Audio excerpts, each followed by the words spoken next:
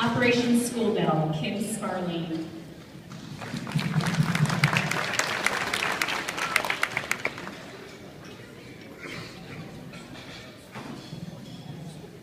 Each year, Assistance League of Tucson, which is an all-volunteer organization, dresses more than 3,800 children with brand new school clothing, school supplies, shoes, a jacket, for school. This giving out of these clothes to these 3,800 children has been shown to encourage school attendance and to reduce bullying. So thank you so much, Vantage West, as this year we dressed our 50,000th child here in Tucson. All thanks to you.